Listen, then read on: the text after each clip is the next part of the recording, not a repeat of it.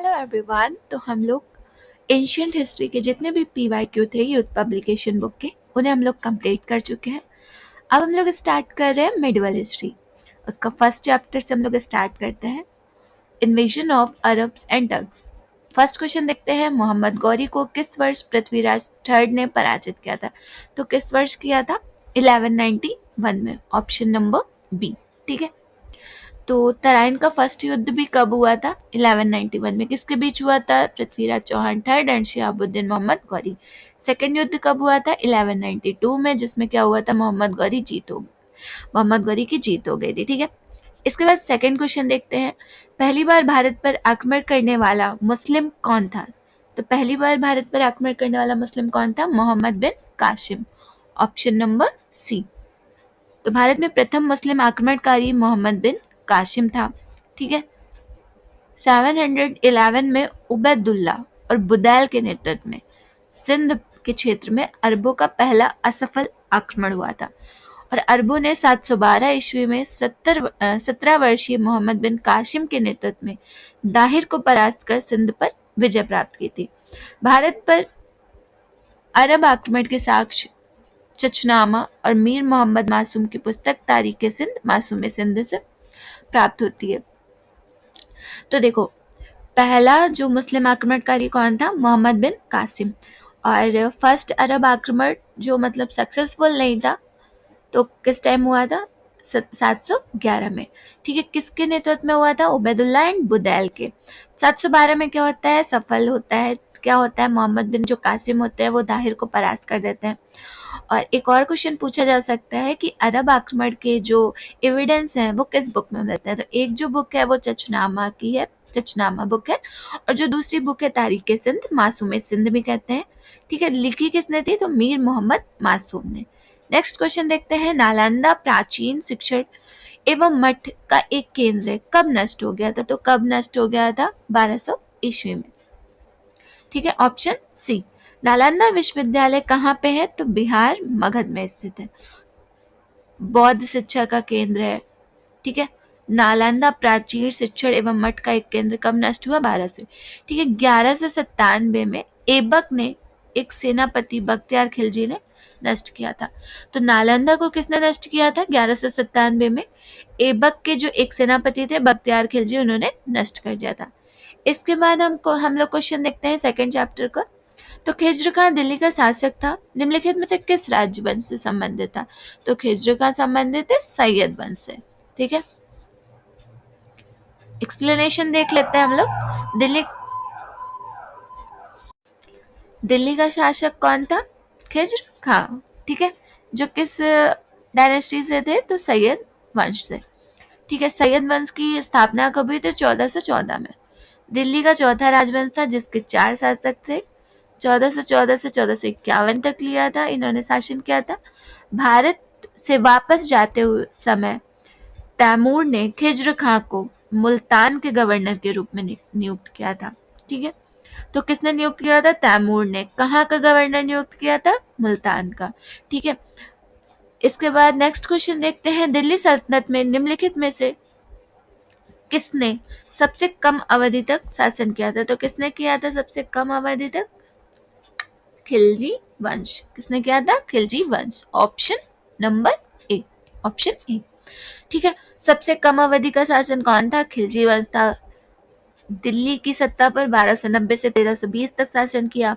जलालुद्दीन फिरोज खिलजी वंश के संस्थापक थे। दिल्ली के खिलजी सुल्तानों में अलाउद्दीन खिलजी जो थे सबसे प्रसिद्ध और योग्य थे। इसने सिकंदर सानी की उपाधि धारण की। हम लोग पद्मावत मूवी देखे ना, तो उसमें अलाउद्दीन खिलजी के बारे में बहुत ज्यादा उसी के ऊपर मूवी है। तो आई थिंक किसी भी आप ज्यादातर लोग जो हैं वो अलाउद्दीन खिलजी से फेमिलियर जरूर होंगे। ठीक है। नेक्स्ट क्वेश्चन देखते हैं, निम्नलिखित में से दिल्ली का पहला सुल्तान कौन था? तो दिल्ली का पहला सुल्तान था कुतुबुद्दीन ऐबक। अच्छा देखो, ऐसा भी है कि उसको वास्तविक सुल्तान नहीं माना जाता है। ठीक है। वास्तविक सुल्तान कुछ लोग इल्तुतमिश को माना जाता है, बट अभी हम लोग इसका जो एक्सप्लेनेशन है उसे ही देखते हैं। दिल्ली का पहला सुल्तान कुतुबुद्दीन ऐबक था, मोहम्मद गौरी का गुलाम था। ठीक है। कब हुआ? नींव कब रखी? 1206 में। ऐबक साम्राज्य पूरे उत्तर भारत में फैला था। राजधानी किसको बनाया? लाहौर को। कुतुब मीनार की नींव डाली। ठीक है, कुतुब मीनार की नींव डालते हैं कुतुबुद्दीन ऐबक, और उससे पूरा कौन करवाता है? इल्तुतमिश। ठीक है, कुतुबुद्दीन ऐबक किस राजवंश का संस्थापक था? तो गुलाम वंश का। ठीक है, देखो कुतुबुद्दीन ऐबक जो था वो खुद भी गुलाम था, तो उसने किस राजवंश की स्थापना की? गुलाम वंश। गुलाम वंश। ठीक है, स्थापना कब होती है? 1206 में। गौरी का गुलाम था, लाख बख्श भी कहा जाता था, लाख बख्श लाखों का दान करता था, इसलिए उसे लाख बख्श भी कहते थे। ठीक है, राजधानी क्या बनाई? लाहौर। कुतुब मीनार की नींव डाली थी। ठीक है, लाहौर रक्त की नीति किसने अपनाई थी? तो ये बलबन ने अपनाई थी। किसने अपनाई थी? Balban, option A. ठीक है, बलबन कब से कब तक शासन किया? तो 1266 टू 87। बलबन ने विद्रोहियों को कमजोर करने, मंगोल आक्रमण से रक्षा के लिए नीति अपनाई थी। नेक्स्ट क्वेश्चन देखते हैं, किसके शासनकाल में इब्न बतूता भारत आया?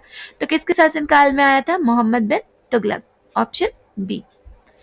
इब्न बतूता 1333 में मोहम्मद बिन तुगलक के काल में भारत आया। वह कहाँ का निवासी था? तो मोरक्को, अफ्रीका का। मूल नाम क्या था? शेख फतेह अबू अब्दुल्ला मोहम्मद बिन बतूता। मोहम्मद बिन तुगलक ने उसे दिल्ली का काजी नियुक्त किया था। 1342 में मोहम्मद बिन तुगलक अपना राजदूत बनाकर चीन भेजा था। वृतांत को क्या कहते हैं? रहला। ठीक है, किताबुल रहला भी कहते हैं और सिर्फ रहला भी कहते हैं। ठीक है, नेक्स्ट क्वेश्चन देखते हैं, भारत पर तैमूर ने किस वर्ष आक्रमण किया था? तो तैमूर ने आक्रमण किया था 1398 में। तुगलक वंश के अंतिम शासक नासिरुद्दीन महमूद के शासनकाल में 1398 में समरकंद के शासक तैमूर ने भारत पर आक्रमण किया था। तो एक क्वेश्चन ये भी आ सकता है कि तुगलक वंश का अंतिम शासक कौन था? नासिरुद्दीन महमूद। और ये भी पूछ सकते हैं कि तैमूर ने जब आक्रमण किया था भारत पर तो उस वक्त कौन सा वंश था? तो कौन सा? तुगलक वंश। कौन सा शासक था? नासिरुद्दीन महमूद, जो कि तुगलक वंश का अंतिम भी शासक था। नेक्स्ट क्वेश्चन देखते हैं, किस शासक ने भारत में तुगलक वंश की नींव रखी? तो किस शासक ने तुगलक वंश की नींव रखी? गयासुद्दीन तुगलक। ठीक है, तुगलक वंश का संस्थापक गाजी मलिक गयासुद्दीन तुगलक। इसका संबंध किस जनजाति से था? करौना जनजाति। गाजी मलिक 8 सितंबर 1320 को गद्दी पर बैठा। कब गद्दी पर बैठा? 8 सितंबर 1320। इसने सिंचाई के लिए कुएं, नहरों का निर्माण कराया। तुगलकाबाद नगर की स्थापना की। वंश में 3 योग्य शासक थे, गयासुद्दीन, उसका पुत्र एमबीटी। मोहम्मद बिन तुगलक को एमबीटी बोल देते हैं। उसका उत्तराधिकारी कौन था? फिरोज तुगलक। ठीक है, तो तुगलक वंश की स्थापना किसने की? गयासुद्दीन। उसका दूसरा नाम क्या था? गाजी मलिक। किस जनजाति से था? करौना जनजाति। ठीक है, और गद्दी पर कब बैठा? 8 सितंबर 1320 को। ठीक है, तुगलकाबाद नगर की स्थापना किसने की? गयासुद्दीन तुगलक ने। योग्य शासक कौन कौन से थे? गयासुद्दीन, उसका पुत्र कौन था? एमबीटी, उसका उत्तराधिकारी कौन था? फिरोज तुगलक। नेक्स्ट क्वेश्चन देखते हैं, निम्नलिखित में से दिल्ली में अलाउद्दीन खिलजी के शासनकाल की अवधि क्या थी? तो क्या थी? 1296 से 1316, ऑप्शन ए। दिल्ली में अलाउद्दीन के खिलजी के शासनकाल की अवधि क्या थी? 1296 से 1316। उसका साम्राज्य अफगानिस्तान से लेकर उत्तर मध्य भारत तक फैला था। अलाउद्दीन खिलजी दिल्ली सल्तनत के खिलजी वंश का दूसरा शासक था। ठीक है, नेक्स्ट क्वेश्चन देखते हैं, खिज्र खां किस वंश से था? तो ये क्वेश्चन रिपीट हो रहा है। किस वंश से था? सैयद वंश से। ठीक है, सैयद वंश 1414 से 1451 था। खिज्र का संस्थापक था।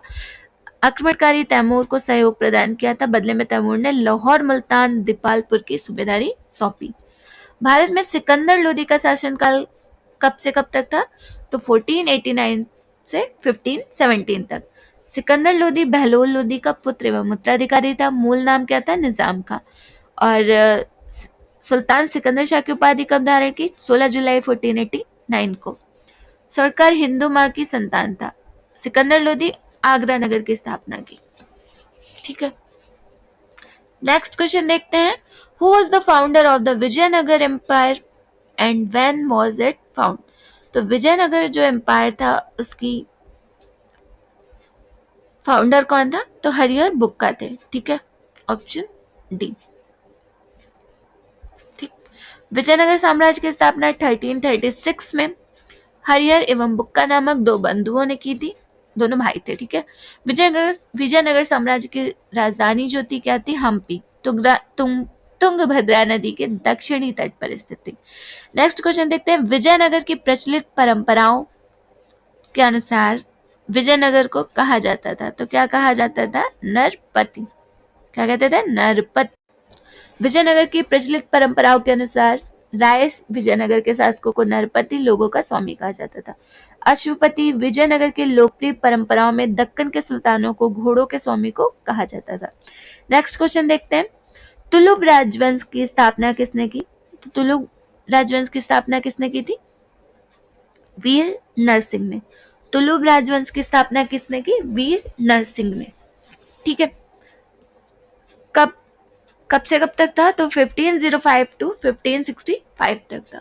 स्थापना किसने की, नरसा नायक ने। किसके पुत्र थे, वीर नरसिंह के। विजयनगर का तीसरा राजवंश था। तुलुक के 6 शासकों ने 60 वर्ष तक शासन किया था। नेक्स्ट क्वेश्चन देखते हैं, किस प्राचीन साम्राज्य में महिलाएं कुश्ती में भाग लेती थी, तो किस में लेती थी, विजयनगर साम्राज्य में। विजयनगर साम्राज्य मध्यकालीन दक्षिण भारत का एक साम्राज्य था। इसकी स्थापना हरिहर प्रथम व बुक्का राय नामक दो भाइयों ने की थी। प्राचीन साम्राज्य की महिलाएं कुश्ती में भाग लेती थी।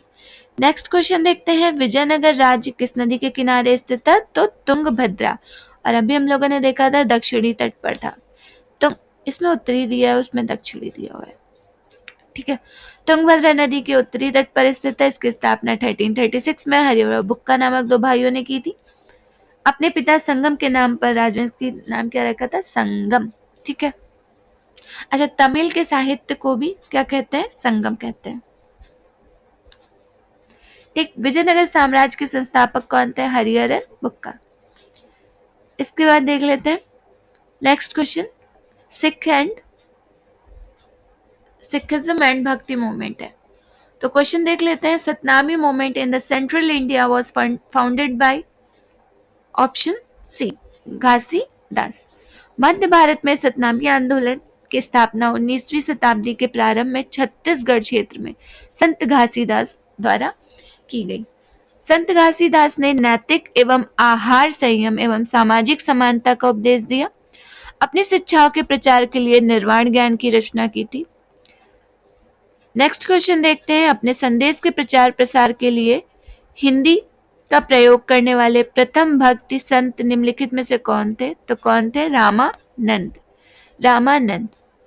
स्वामी रामानंद भक्ति आंदोलन के संत थे। उन्होंने राम भक्त, देखो राम उनके नाम में भी आ रहा है, तो वो राम भक्ति धारा के समर्थक थे। वे पहले आचार्य हुए जिन्होंने उत्तर भारत में भक्ति का प्रचार किया। इन्होंने अपने संदेश के प्रचार प्रसार के लिए हिंदी का प्रयोग किया। उनके बारे में प्रचलित कहावत है कि भक्ति द्राविड़ उपजी लाए रामानंद, भक्ति द्राविड़ उपजी लाए रामानंद। नेक्स्ट क्वेश्चन देखते हैं, मध्ययुगीन भारत में भक्ति आंदोलन के प्रमुख अगुवाकारों में से कौन था, तो मध्ययुगीन में अगुवाकार कौन थे, शंकराचार्य, ऑप्शन नंबर ए।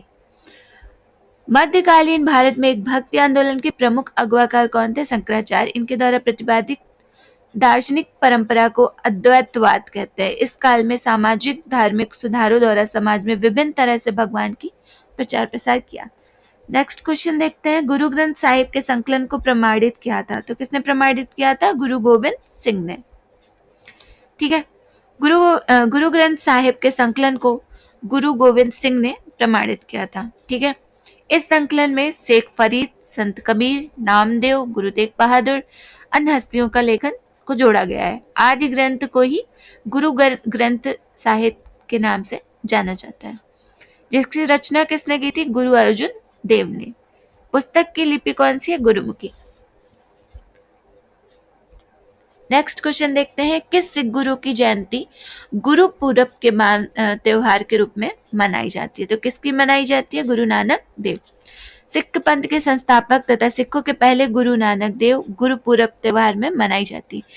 इनका जन्म 1469 में कार्तिक पूर्णिमा को रावी नदी के किनारे स्थित आधुनिक पाकिस्तान के पंजाब प्रांत के तलवंडी नामक गांव में हुआ था। उन्होंने सामाजिक कुरीतियों का विरोध किया, मूर्ति पूजा को निरर्थक माना।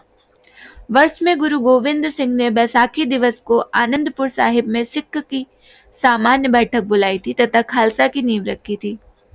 ठीक है, तो इसका ऑप्शन क्लियर नहीं है, इसलिए हम लोग एक्सप्लेनेशन पढ़ते हैं। गुरु गोविंद सिंह सिख धर्म के कौन से गुरु थे? 10वें। किस नंबर के गुरु थे? 10वें और अंतिम गुरु थे। तो गुरु गोविंद सिंह 10वें भी थे और अंतिम भी थे। 1699 में खालसा पंथ की स्थापना की थी, जो सैनिक संतों का विशेष समूह था। तो खालसा पंथ की स्थापना कब हुई? 1699 में। इस्लामिक युग में सिखों के उत्पीड़न ने खालसा की स्थापना को प्रेरित किया। खालसा ऐसे पुरुष और महिलाओं जिन्होंने सिख गुरुमत्ता समारोह में भाग लिया, जो सिख आचार संहिता 5 भौतिक वस्तुओं केश, कंग, कड़ा, कच्छा, कृपाण धारण करते हैं। ठीक है, तो इसमें ऑप्शन होना चाहिए था 1699, जो कि नहीं दिया हुआ है। 10वें और आखिरी गुरु कौन थे? तो कौन थे? गुरु गोविंद सिंह, ऑप्शन डी। देख लेते हैं सारे गुरु के नाम। फर्स्ट कौन थे? गुरु नानक देव, जिनके बर्थडे पे हम लोग क्या मनाते हैं? गुरुपूरब। सेकंड थे अंगद, थर्ड थे अमरदास, फोर्थ रामदास, फिफ्थ अर्जुन देव, जिन्होंने गुरु गोविंद सिंह गुरु ग्रंथ साहिब को संकलन किया, लिखा।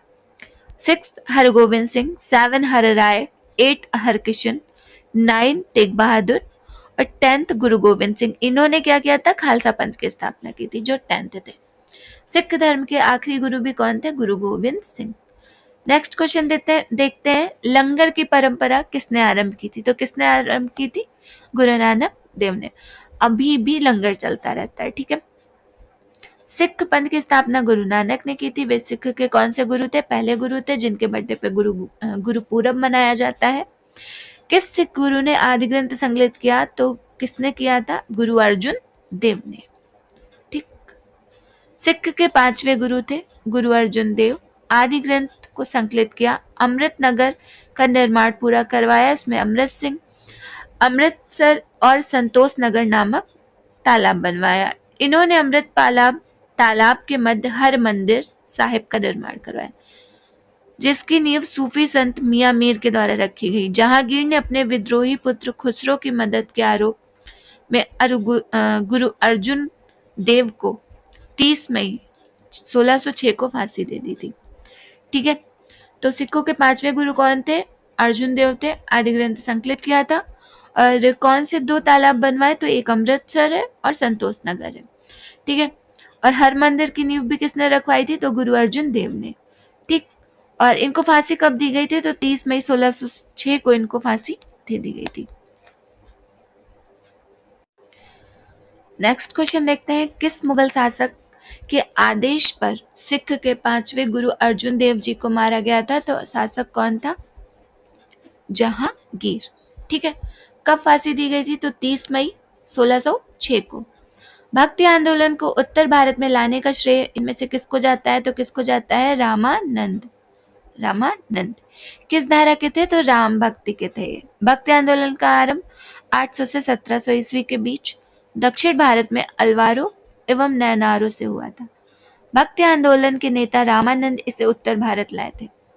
उन्होंने लोगों को यह सिखाया कि भगवान राम के प्रति प्रेम, समर्पण, इनके नाम के उच्चारण से मुक्ति पाई जा सकती है। नेक्स्ट क्वेश्चन देखते हैं, इनमें से कौन सा विकल्प सही ढंग से मेल नहीं खाता है? तो 1333 में इब्न बतूता आए थे। किसके शासनकाल में आए थे भाई? तो ये आए थे एमबीटी के शासनकाल में। और जो गुरु नानक देव का जन्म दिया हुआ है वो गलत दिया हुआ है, तो 1506 नहीं था, इनका 1469 है। ठीक, मार्को पोलो भारत का दौरा कब किया? 1290 में। वास्को डी गामा कब आया था? 1498 में, कालीघाट में आए थे। नेक्स्ट क्वेश्चन देखते हैं, बीजक पुस्तक के लेखक कौन है? तो बीजक किसने लिखी थी? कबीर दास ने। तो सूर सारावली साहित्य लहरी किसकी है? सूरदास की। विद्यापति का देख लेते हैं, कीर्तिलता, कीर्ति पताका, पुरुष परीक्षा, भू परिक्रमा। ठीक, इसके बाद 5th चैप्टर स्टार्ट होता है, जो है मुगल पीरियड। इसका देख लेते हैं, which of the following is correct about Akbar? He sat on the throne after the death of his father Humayun. Is true. He defeated Hemu in the first battle of Panipat. नहीं. He changed the name of Prayag to Allahabad. ये भी true है. तो which statement is true? D, both the statement A and C are correct. ठीक है, तो second is, इसमें क्या होता है, हेमू जीतता है भाई, ये दो सही है। देख लेते हैं, निम्नलिखित में से किस मुगल सम्राट ने ईस्ट इंडिया कंपनी को बंगाल में शुल्क मुक्त व्यापार की अनुमति दी थी? तो किसने दी थी? औरंगजेब ने। ठीक है, कब फरमान जारी किया था? 1691 में ईस्ट इंडिया कंपनी को बंगाल प्रांत में शुल्क मुक्त व्यापार करने की अनुमति दी थी। हालांकि निजी व्यापार करने वाले अधिकारियों को अभी भी शुल्क प्रदान करना पड़ता था। टोडरमल को निम्नलिखित में से किस नाम से जाना जाता था? तो किस नाम से जाना जाता था? मुशर्रफ ए दीवान। किस नाम से जाना जाता था? मुशर्रफ ए दीवान। नेक्स्ट क्वेश्चन देखते हैं, मुगल सम्राट बाबर ने निम्नलिखित में से किस स्थान पर राणा सांगा और उनके सहयोगियों को हराया? तो ऑप्शन ए, खानवा में। मुगल सम्राट फतेहपुर सीकरी के निकट खानवा में 1527 में राणा सांगा उनके सहयोगियों को हराया। ठीक है, नेक्स्ट क्वेश्चन देखते हैं, संगमरमर पर पियत्रा ड्यूरा या रंगीन पत्थर की जड़ाई का काम किस समय? ओके, तो नेक्स्ट क्वेश्चन क्या है, संगमरमर पर पियत्रा डूरा या पित्रा या रंगीन पत्थर की जड़ाई का काम के समय बहुत लोकप्रिय था? तो किसके समय भाई लोकप्रिय था? शाहजहां। संगमरमर या रंगीन पत्थर की जड़ाई सर्वप्रथम शाहजहां ने शुरू की। इस कला का महत्वपूर्ण उदाहरण ताजमहल, एतमादुद्दौला का मकबरा है। नेक्स्ट क्वेश्चन देखते हैं, जजिया फिर से लगाने वाला मुगल शासक कौन था? तो फिर से किसने लगाया था? औरंगजेब ने लगाया था।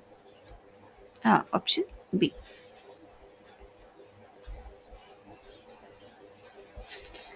भारतीय इतिहास में जजिया एक प्रकार का कैसा कर्व है?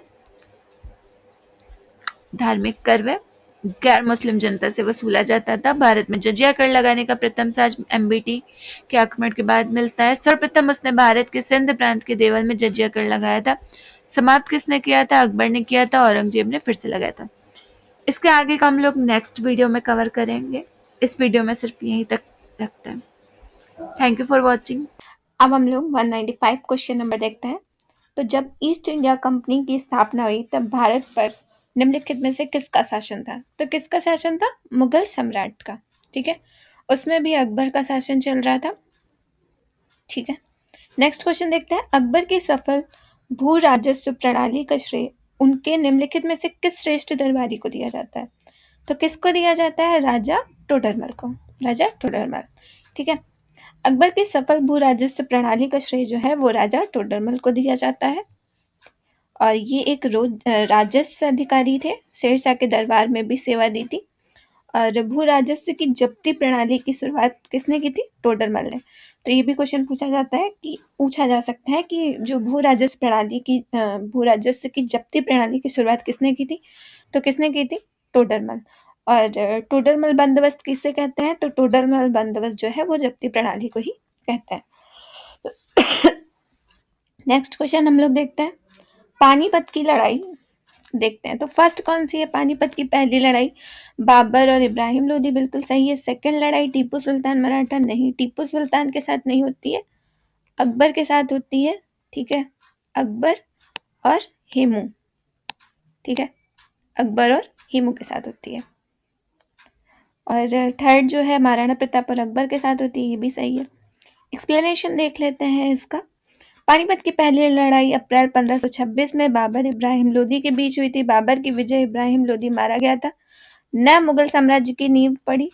पानीपत की दूसरी लड़ाई नवंबर 1556 में हुई, अकबर और हेमू के बीच हुई थी। अकबर विजय हुई थी।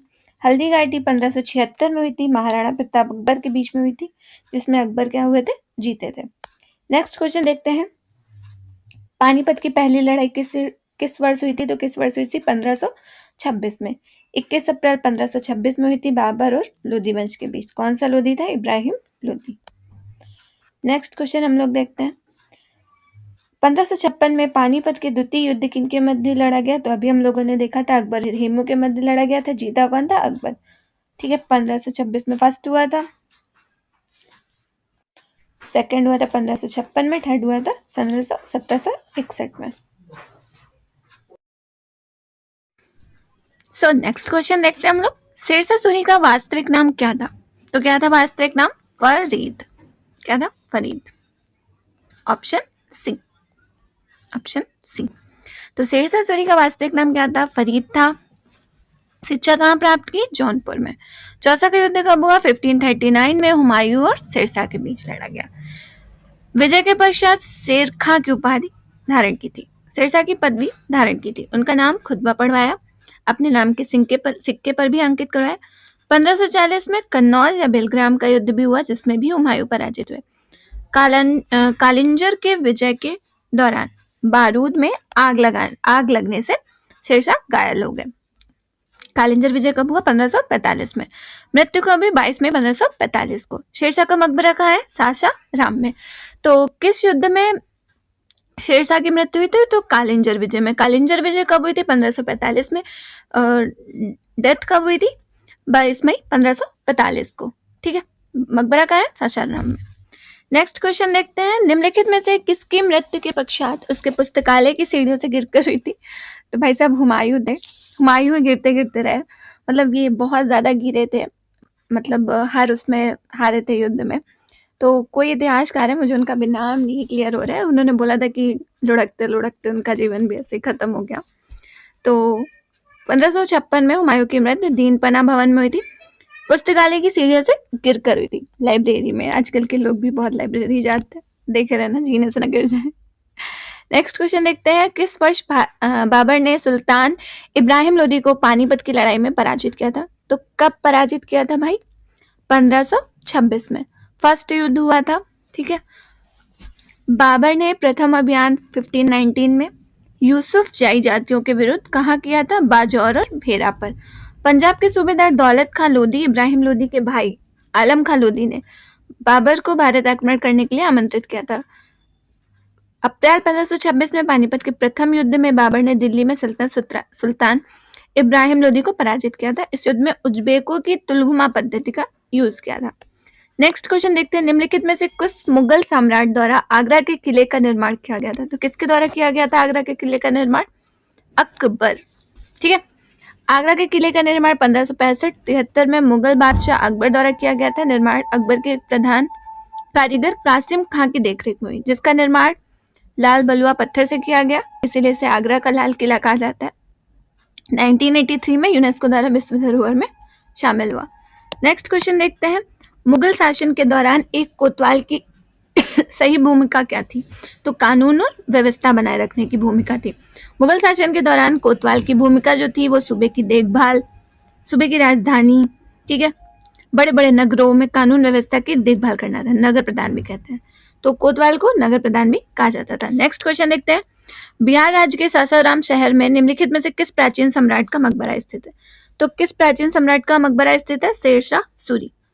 बिहार के राज्य के, अभी हम लोगों ने इसका देखा था, तो 1545 में जब कालिंजर विजय होती है तो उसमें ये घायल हो जाते हैं और इनकी डेथ हो जाती है। ठीक है, नेक्स्ट क्वेश्चन देखते हैं, मुगल वंश के पहले सम्राट बाबर ने अपनी देसी भाषा में चगताई तुर्की में आत्मकथा लिखी, इसका नाम क्या है? तो बाबर नामा। मुगल वंश का वास्तविक संस्थापक जहारुद्दीन मोहम्मद बाबर थे और चगताई शाखा से थे। संबंध मंगोल नेता चंगेज खां से था। आत्मकथा स्वयं लिखा था तो जो कि बाबरी बाबरनामा तुर्की भाषा में है। मुगलों की दरबारी भाषा क्या थी? फारसी। विजयनगर और मेवाड़ साम्राज्य का उल्लेख किया था। नेक्स्ट क्वेश्चन देखते हैं, भारत में शासनकाल क्या था? किसका? जहांगीर का। तो 1605 से 1627 तक। चित्रकला का स्वर्ण युग 1627 में भीमभर नामक स्थान पर इनकी मृत्यु होती। मकबरा कहाँ है? लाहौर में। नेक्स्ट क्वेश्चन देखते हैं, वह कौन सा स्थान है जहां अंतिम मुगल सम्राट बहादुर शाह जफर की मृत्यु हुई? तो कहाँ हुई थी इनकी मृत्यु? रंगून में। 1857 के विद्रोह के समय बहादुर शाह सेकंड हुमायूं के मकबरे में गिरफ्तार किया गया। हडसन ने रंगून निर्वासित कर दिया था। 1862 में मृत्यु हो गई थी। पहला कठपुतली मुगल सम्राट कौन था? तो पहला कठपुतली मुगल सम्राट थे जहांदार शाह। बहादुर शाह की मृत्यु के बाद उसके पुत्र जहांदार शाह अजीमुस्सान, रफीउस्सान, जहानशान में हुए उत्तराधिकारी युद्ध में 1712 में जुल्फिकार खां की मदद से बने थे। जब आप किसी की हेल्प से बनोगे तो वो पूरा अपना ही देखेगा कि जो भी किस एज में बने? 51 ईयर की। ठीक है। सिंहासन पर कब बैठे? 1712 में। कितनी एज में? आप देखो 51 साल में भाई साहब ये बैठ रहे हैं। जहांदार शाह जुल्फिकार खां के कठपुतली बनकर रह गया। जहांदार शाह के शासनकाल में जब कठपुतली थे तो बागडोर कौन संभालेगा? जुल्फिकार खां। जहांदार शाह ने लाल कुमारी नामक वैश्या को शासन में हस्तक्षेप करने का अधिकार। अच्छा, लंपट मुर्ख किसको कहते हैं? तो जहांदार शाह को। अजीमुल शाह ने के पुत्र फारूक शेर ने सैयद बंधु अब्दुल्ला खां हुसैन अली के सहयोग से जहांदार शाह की हत्या की। तो इनकी हत्या किसने की थी? फारूक शेर ने। विश्व प्रसिद्ध मोर सिंहासन का निर्माण उसकी लाल किले में स्थापना निम्न में से किस मुगल शासक ने की थी? तो किसने की थी? शाहजहां ने। मोर सिंहासन का निर्माण शाहजहां ने किया था। पहले यह आगरा के किले में था, बाद में दिल्ली के लाल किले में स्थापित किया गया था। लूटा किसने? नादिर शाह ने। कहाँ ले गया? ईरान ले गया। शाहजहां के शासनकाल में मुगल स्थापत्य कला, तो चित्रकला का स्वर्ण युग किसे कहा जाता है? जहांगीर के शासनकाल को। और स्थापत्य कला का स्वर्णकाल किसे कहा जाता है?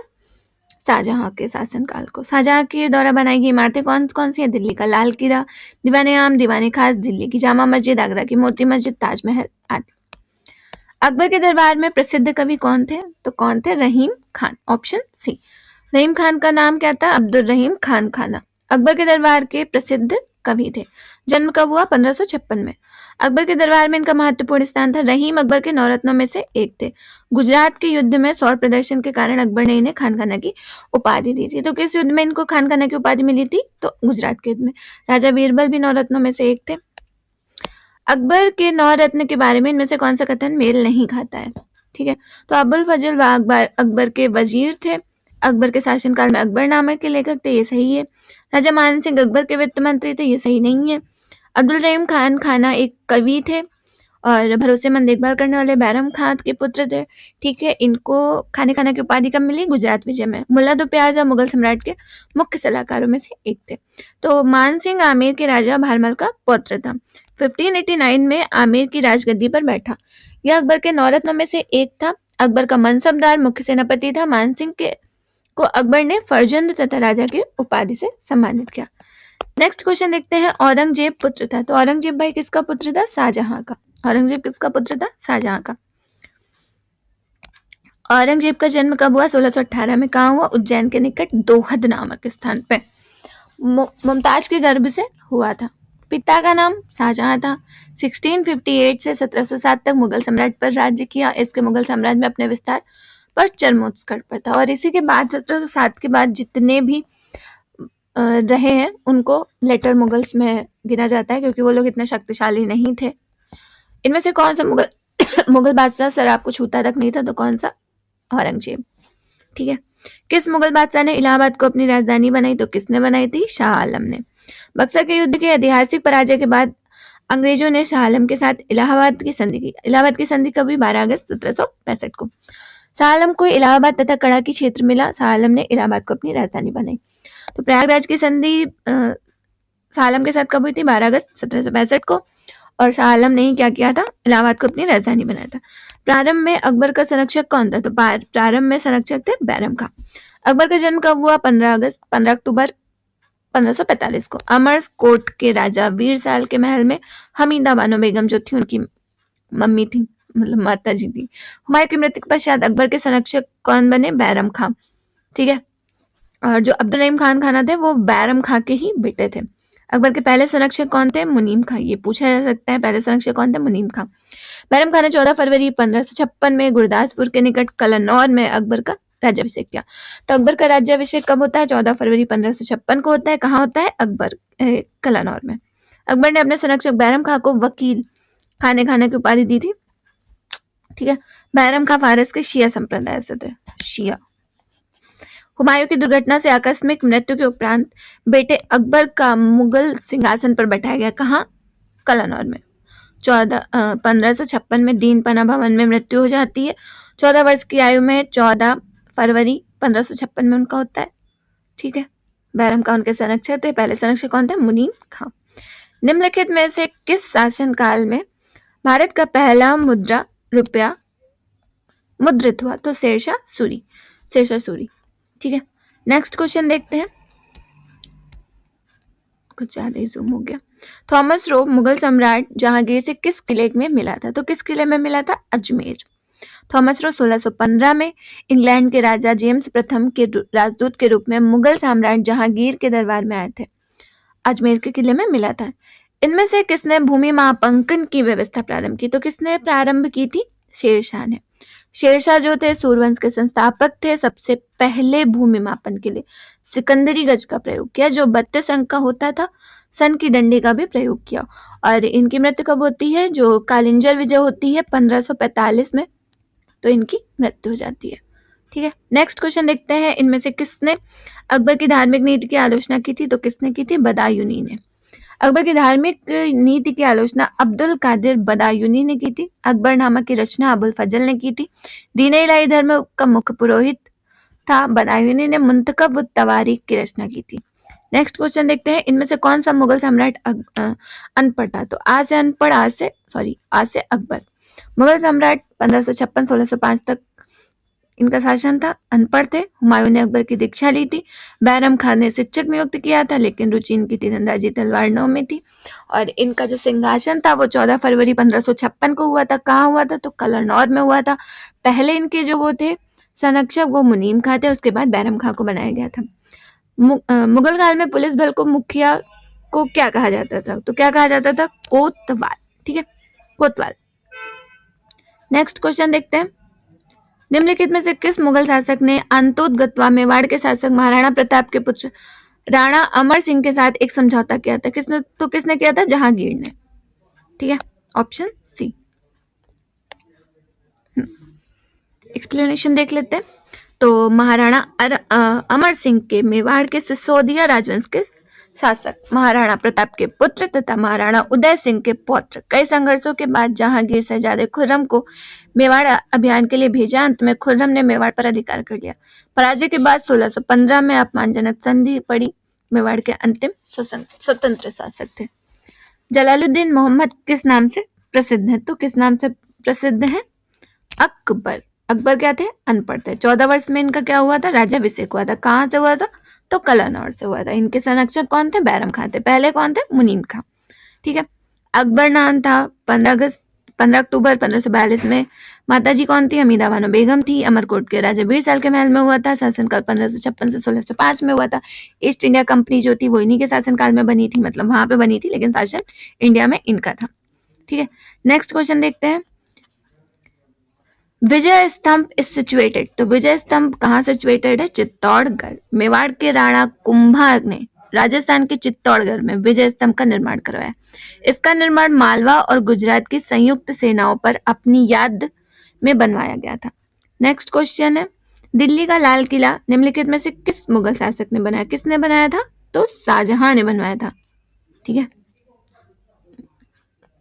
किसने बनवाया था? शाहजहां ने। नेक्स्ट क्वेश्चन देखते हैं। बुरहानपुर में स्थित असीरगढ़ किला जिसे दक्कन का दरवाजा के नाम से जाना जाता है किस यदुवंशी अहीर राजा द्वारा बनवाया गया? तो किसके द्वारा बनाया गया? आसा अहीर। अहीर दरवाजा, ठीक है, अहीर राजा ने बनवाया था, आसा अहीर ने। मध्य प्रदेश बुरहानपुर में स्थित असीरगढ़ जिसे दक्कन का दरवाजा के नाम से जाना जाता है 15वीं शताब्दी में यदुवंशी राजा आसा अहीर ने बनवाया था। नेक्स्ट क्वेश्चन देखते हैं। फिरोज शाह कोटला का किला 1354 में सुल्तान फिरोज शाह तुगलक ने बनवाया था। यह किला किस नदी के तट पर स्थित है? तो किस नदी के तट पर स्थित है? यमुना। ठीक है, option number D.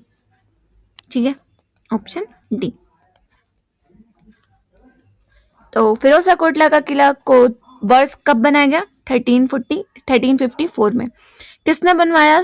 Firoz Shah Tughlaq ने। कौन सी नदी के तट पर? यमुना नदी के तट पर। फिरोज शाह तुगलक दिल्ली के तुगलक वंश का शासक था। दिल्ली का प्रसिद्ध जामा मस्जिद किसके द्वारा बनाई गई थी? किसके द्वारा बनवाई गई थी? शाहजहां द्वारा। अकबर द्वारा बनाया गया प्रसिद्ध ऐतिहासिक स्मारक बुलंद दरवाजा उत्तर प्रदेश के किस जिले में स्थित है? तो किस जिले में स्थित है? आगरा। ठीक। ताजमहल के सुलेखक कैलीग्राफर ने 1648 में इसकी रचना की और पूरा किया। कब किया? अमानत खान सिराजी ने। तो 1648 में अमानत खान सिराजी ने ताजमहल के सुलेखन की रचना की। ताजमहल भारत के आगरा शहर में स्थित विश्व धरोहर है। नेक्स्ट क्वेश्चन देखते हैं।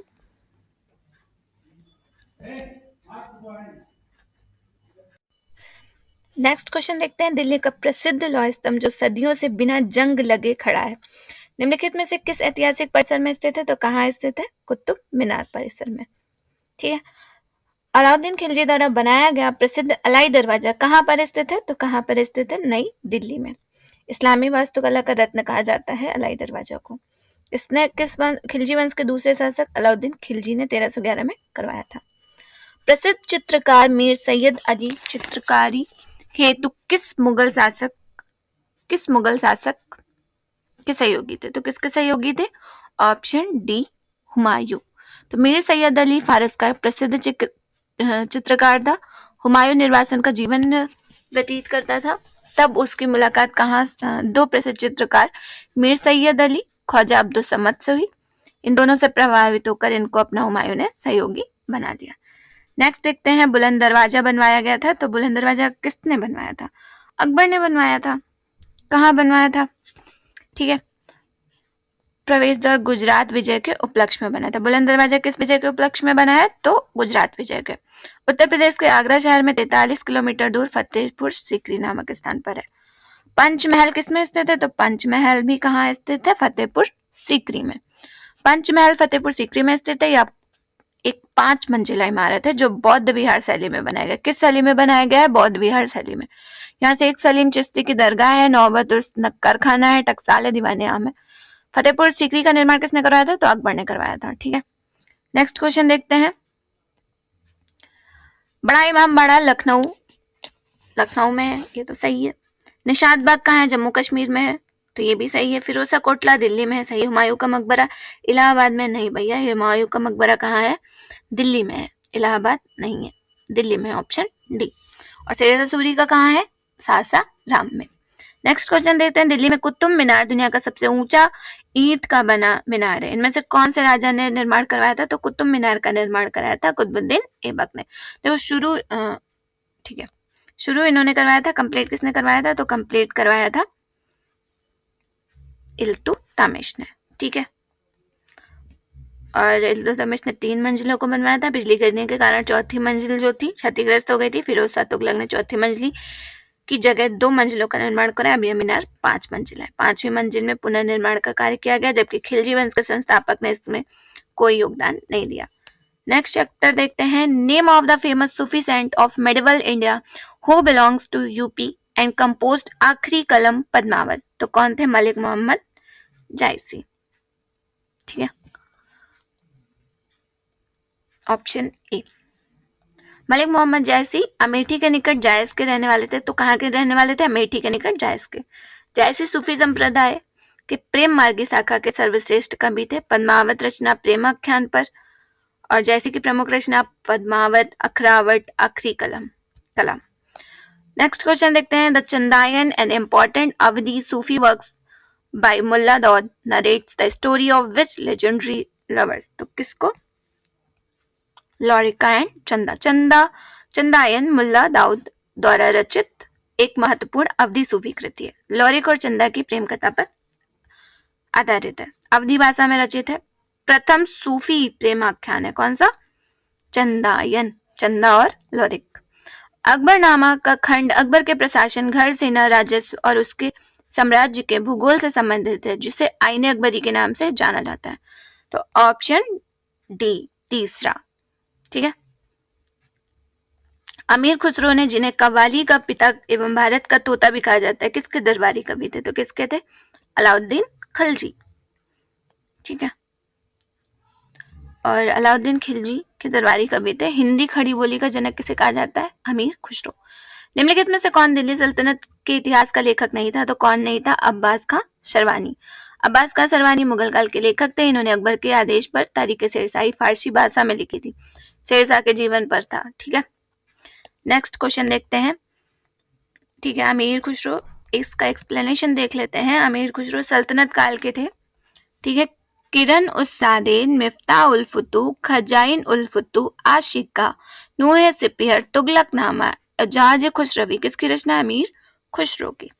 नेक्स्ट क्वेश्चन है, मिनहाज उस सिराज, ये भी कहते फारसी भाषा में क्या लिखी थी? तबकाते नासिरी। जियाउद्दीन बर्नी ने तारीख फिरोज शाही, फतवाए जहांदारी। आईने अकबरी किसने लिखी? तो अबुल फजल ने लिखी थी। ठीक है। गोस्वामी तुलसीदास द्वारा लिखित रामचरितमानस सबसे लंबा कांड कौन सा है? तो कौन सा है? बाल कांड। कितने कांड है? 7 कांड है। ठीक है। सबसे लंबा बाल कांड। कितने दो हैं? 361। जबकि किष्किंधा कांड जो है सबसे छोटा है। तो सबसे छोटा किष्किंधा कांड, सबसे बड़ा बाल कांड। बाल कांड में कितने दो हैं? 361 दो हैं। नेक्स्ट क्वेश्चन देखते हैं। निम्नलिखित में से कौन सा सुमेलित नहीं है? तो बाबरनामा बाबर ने लिखी, सही है।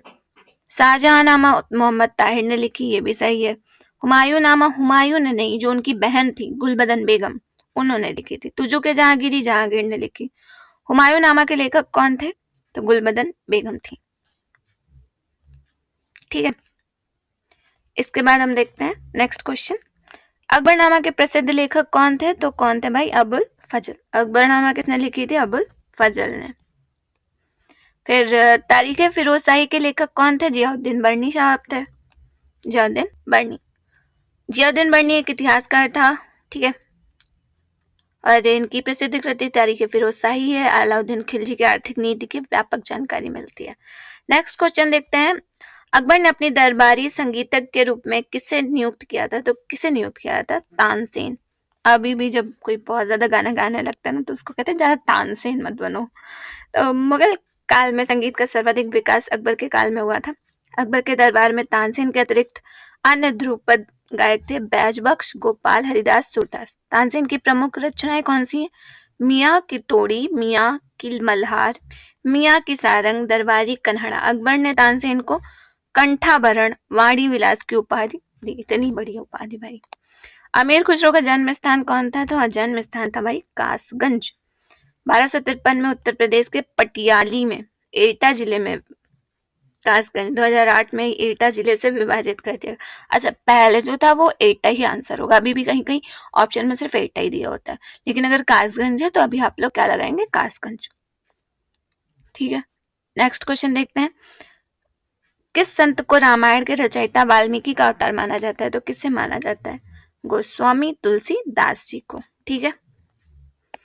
इसके बाद मॉडर्न हिस्ट्री स्टार्ट होती है, वो हम लोग नेक्स्ट वीडियो में कवर करेंगे।